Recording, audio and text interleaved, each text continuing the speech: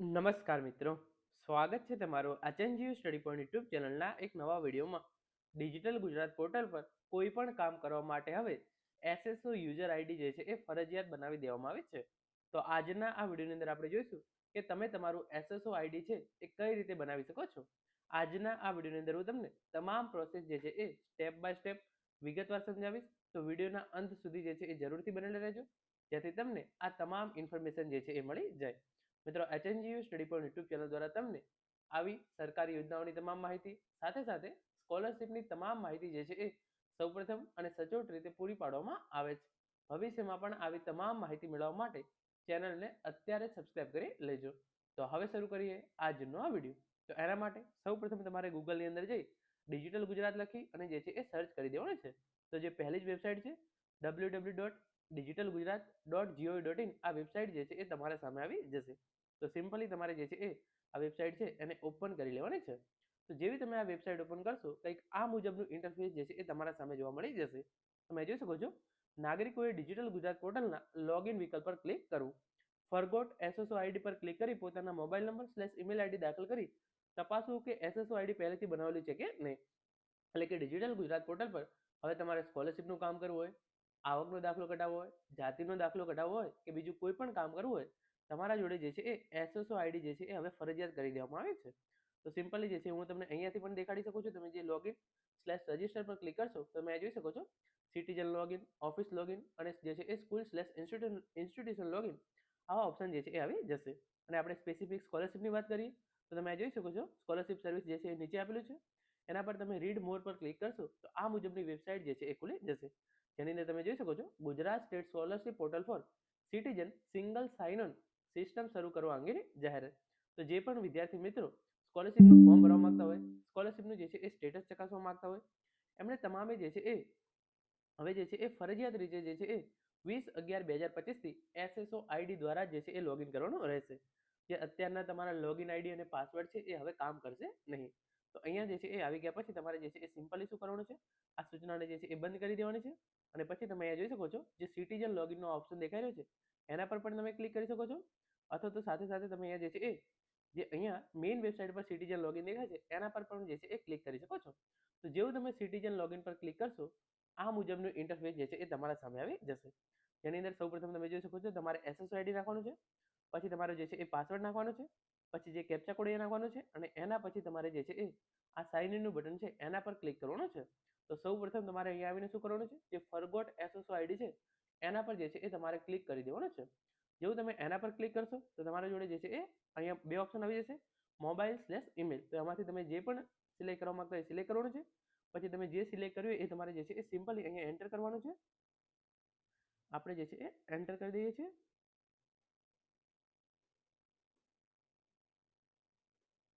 અને પછી જે આ કેપ્ચા કોડ આપવામાં આવેલો છે એ કેપ્ચા કોડ તમારે જો એવો ને એવો જે છે એ તમારે અહીંયા સિમ્પલી જે છે એ નાખી દેવાનો છે. કેપ્ચા કોડ જે છે હું નાખી દઉં છું. કેપ્ચા કોડ નાખ્યા પછી તમારે જે છે એ જે આ કન્ફર્મનું બટન દેખાય છે એના પર જે છે એ ક્લિક કરવાનું છે. તો જેવું તમે કન્ફર્મ પર ક્લિક કરશો, જે તમારું એસએસઓ આઈડી છે એ તમારા સામે જે છે એ દેખાડી દેશે. તો સિમ્પલી તમારે જે છે એ શું કરવાનું છે, જે તમારું એસએસઓ આઈડી છે એ તમારે જે છે એ અહીંયાથી ફોટો પાડી લેવાનો છે અથવા તો જે છે એ ગમે ત્યાં જે છે એ એને નોંધી લેવાનું છે. તો ચલો જે છે એ આપણે એ પ્રક્રિયા જે છે એ કરી દીધી છે અને હવે આપણું એસએસઓ આઈડી જે છે એ આપણને ખબર પડી ગઈ છે. તો સિમ્પલી જે છે આપણે એના પર ઓકે પર ક્લિક કરી દઈશું અત્યાર પૂરતું. અને પછી જે છે એ તમારે ફરીથી જે છે એ લોગિનનું આ બટન છે એ આવી જશે. તમારે તમારું એસએસઓ આઈડી ખબર પડી જાય પછી તમારે જે છે એ નવો પાસવર્ડ જે છે એ સેટ કરવાનો છે. તો એના માટે તમારે જે છે અહીંયા ફરગોટ પાસવર્ડનો ઓપ્શન આપેલો છે એના પર ક્લિક કરવાનું છે. અને એના પર ક્લિક કર્યા પછી ફરીથી મોબાઈલ નંબર કે ઈમેલ આઈડી નાખી પછી તમારું એસએસઓ આઈડી છે એ નાખવાનું છે. પછી તમારે જે છે એ મોબાઈલ નંબર પર એક ઓટીપી આવશે, એ ઓટીપી તમારે જે છે અહીંયા સબમિટ કરવાનું છે. એના પછી તમારે જે છે એ પાસવર્ડ જે છે એ તમે અહીંયાથી રીસેટ કરી શકશો. આટલી વિગત થઈ જાય એના પછી તમારા જોડે તમારું એસએસઓ આઈડી છે એ પણ આવી જશે, તમારો પાસવર્ડ છે એ પણ આવી જશે. પરંતુ જો તમે અહીંયા જે છે એક એસએસઓ આઈડી ફરગોટ પર ક્લિક કરો છો અને તમને તમારું એસએસઓ આઈડી જે છે એ બતાવતા નથી, તો તમારે સિમ્પલી શું કરવાનું છે, અહીંયા જે ઓપ્શન જોવા મળી રહ્યો છે sign up for SSO ID, તો તમારે સિમ્પલી જે છે એ એના પર ક્લિક કરવાનું છે. તો જેવું તમે એના પર ક્લિક કરશો આ મુજબનું જે આખું ફોર્મ છે એ તમારા સામે ખુલી જશે. જેની અંદર સૌપ્રથમ ઓપ્શન તમે જોઈ શકો છો, તમારે જે છે એ આ 4 ડોક્યુમેન્ટમાંથી કોઈ એક ડોક્યુમેન્ટની જરૂર પડશે. તમારે ડોક્યુમેન્ટ જે છે એ સિલેક્ટ કરવાનું છે. પછી તમે આધાર કાર્ડ નંબર સિલેક્ટ કર્યો તો આધાર કાર્ડ નંબર જે છે તમારે અહીંયા એન્ટર કરવાનો છે. પછી જે આ કેપ્ચા કોડ નંબર જે છે અહીંયા આપવામાં આવેલો છે એ કેપ્ચા કોડ નંબર તમારે જે છે અહીંયા નાખવાનો છે. અને પછી તમારે જે છે એ સેન્ડ ઓટીપી પર ક્લિક કરવાનું છે. તો જેવું તમે સેન્ડ ઓટીપી પર ક્લિક કરશો પછી તમારા મોબાઈલ જે તમારો મોબાઈલ નંબર આધાર કાર્ડ સાથે લિંક હશે એના ઉપર એક ઓટીપી આવશે અને એના પછી આ તમામ વિગતો જે છે એ તમારી આપોઆપ જે છે એ ભરાઈ જશે. તમારે મોબાઈલ નંબર નાખવાનો છે, મોબાઈલ નંબર પર એક ઓટીપી આવશે એ નાખવાનો છે, ઈમેલ આઈડી નાખવાનો છે, ઈમેલ આઈડી પર એક ઓટીપી આવશે એ તમારે અહીંયા નાખવાનો છે. તમારે પાસવર્ડ જે છે એ સેટ કરવાનો છે અને તમારો જે છે એ પાસવર્ડ કન્ફર્મ કરી આ કેપ્ચા કોડ નાખી અને તમે જે છે એ સબમિટ કરશો તો તમારી જે છે એ એસએસઓ આઈડી છે એ જનરેટ થઈ જશે. એસએસઓ આઈડી તમારે જે છે એ મેસેજની અંદર અથવા તો તમે ત્યાં ફરગોટ એસએસઓ આઈડી કરો અને ત્યાં ના દેખાડે તો તમારે જે છે એ આ પ્રોસેસ કરી અને એસએસઓ આઈડી જે છે એ મેળવી લેવાની રહેશે. એકવાર તમારી એસએસઓ આઈડી આવી જાય તમારા મેસેજની અંદર અને તમે નવો પાસવર્ડ સેટ કરી લો તો પછી તમારી એસએસઓ આઈડી છે એ તમારે અહીંયા નાખવાની છે. તમારો જે નવો પાસવર્ડ છે એ તમારે અહીંયા નાખવાનો છે અને તમારો જે કેપ્ચા કોડ અહીંયા નાખી અને એના પછી જે છે એ તમારે સાઇન ઇન છે એના પર ક્લિક કરવાનું છે. જેવું તમે સાઇન ઇન પર ક્લિક કરશો એના પછી કેવા પ્રકારની સ્ક્રીન આવે છે અને તમારે જે છે એને કઈ રીતે કરવાનું છે એ તમામ પ્રક્રિયા જે છે એ હવે આપણે જોઈએ.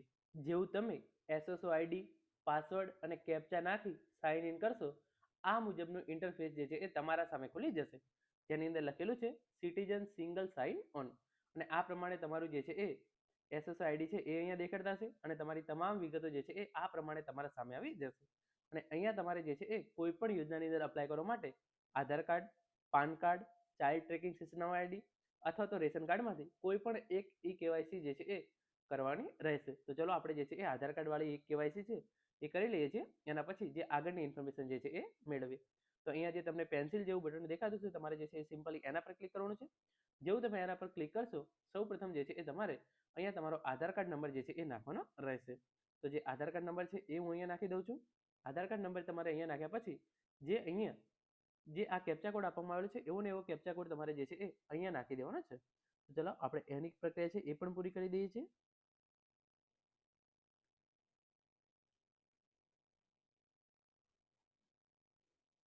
અને પછી સેન્ડ ઓટીપી પર ક્લિક કરવાનો છે. જેવું તમે એક જ મિનિટ આધાર કાર્ડ નંબર ફરીથી મારે નાખવો પડશે.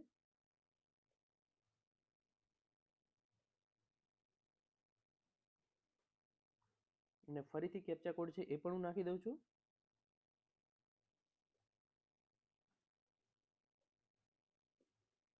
અને પછી સેન્ડ ઓટીપી પર ક્લિક કરું છું.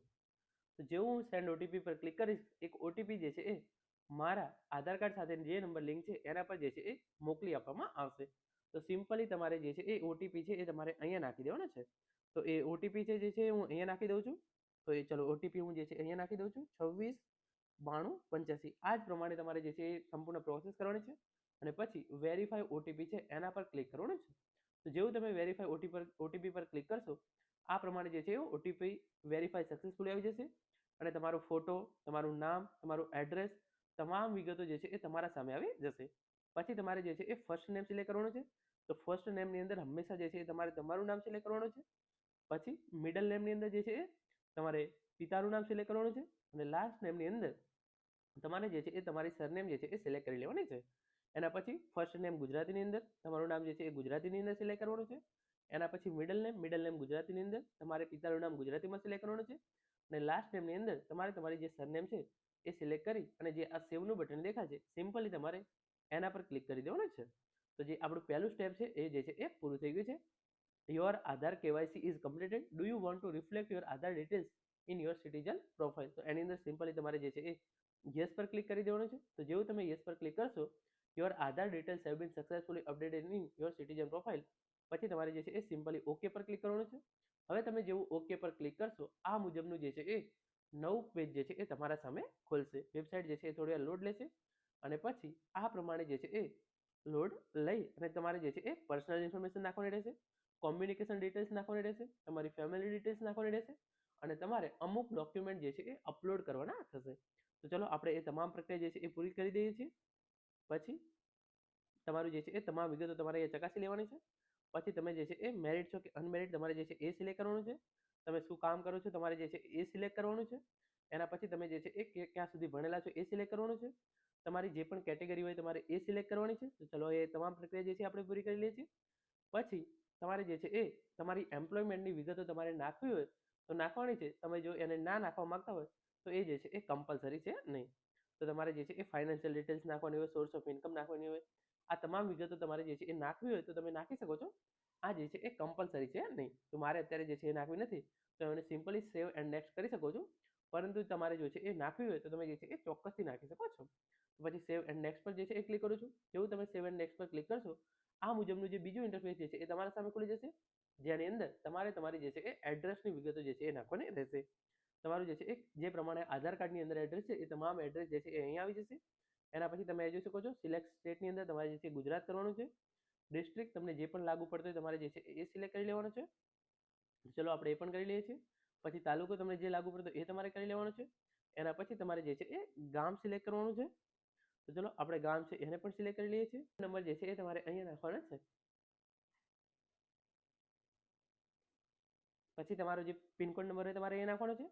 પછી તમારું ઉપરનું એડ્રેસ અને કરંટ એડ્રેસ બંને સેમ હોય તો તમારે જે છે એ સિમ્પલી અહીંયા ક્લિક કરવાનું છે. અને જો બંને એડ્રેસ અલગ અલગ હોય તો તમારે જે છે એ અહીંયા જે છે એ જૂની જે તમે અત્યારે રહેતા હોય એ એડ્રેસ અહીંયા નાખવાનું છે. અને જે તમારું પરમાનન્ટ એડ્રેસ હોય એ તમારે જે છે એ ઉપર નાખવાનું છે. આટલું કર્યા પછી જે સેવ એન્ડ નેક્સ્ટનું બટન દેખાય છે તમારે જે છે એ સિમ્પલી એના પર ક્લિક કરી દેવાનું છે. આટલું કર્યા પછી તમારે જે છે તમારો રેશન કાર્ડ નંબર જે છે એ અહીંયા નાખવાનો રહેશે. તો તમારો જે પણ રેશન કાર્ડ નંબર હોય તમારે જે છે એ ત્રીજા સ્ટેપની અંદર નાખવાનો છે. જે પહેલું સ્ટેપ છે એ છે પર્સનલ ઇન્ફોર્મેશન, બીજું છે કોમ્યુનિકેશન ડિટેલ્સ અને ત્રીજું જે છે એ રેશન કાર્ડ ડિટેલ્સ. તો સૌપ્રથમ તમારો જે રેશન કાર્ડ નંબર હોય તમારે જે છે એ અહીંયા નાખી દેવાનો છે. રેશન કાર્ડ નંબર નાખી દેવાનો છે. એના પછી અહીંયા તમને જે છે એ ગેટ ડિટેલ્સનો જે ઓપ્શન દેખાય છે એના પર તમારે ક્લિક કરવાનું છે.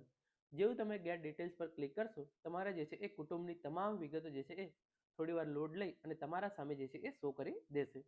તમે જોઈ શકો છો વેબસાઇટ જે છે એ લોડ લઈ રહી છે ફેચ સક્સેસફુલી અને પછી જે છે એ ઓકે આવી જશે.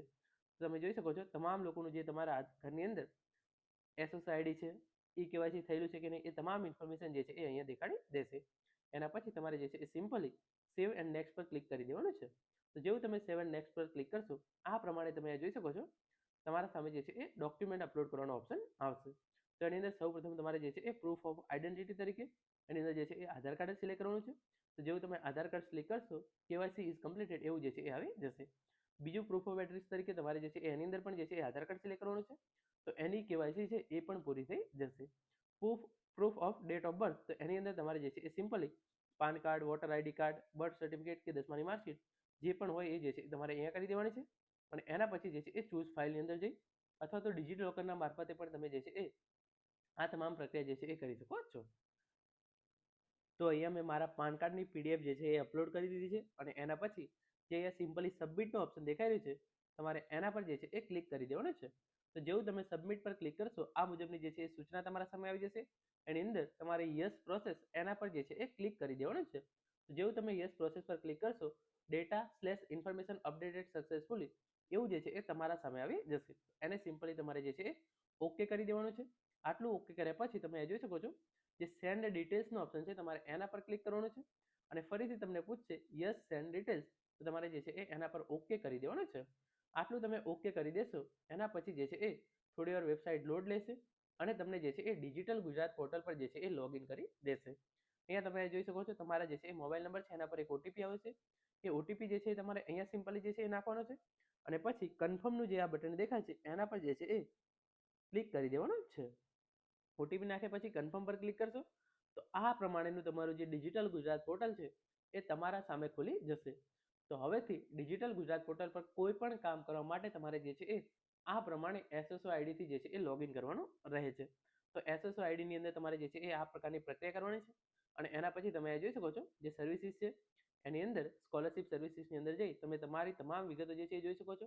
તમે તમારું કોઈ નવું ફોર્મ ભરવું હોય એ પણ ભરી શકો છો. અને તમે એસએસઓ પ્રોફાઇલ છે એના પર ક્લિક કરી તમારી તમામ વિગતો જે છે એ પણ તમે જે છે એ અહીંયા જોઈ શકો છો. તમે જોઈ શકો છો તમારી તમામ વિગતો જે છે એ અહીંયા આવી જશે. તો આ પ્રમાણે જે છે એ તમે એસએસઓ આઈડી બનાવી અને ડિજિટલ ગુજરાત પોર્ટલ માટે જે છે એ લોગિન કરી શકો છો.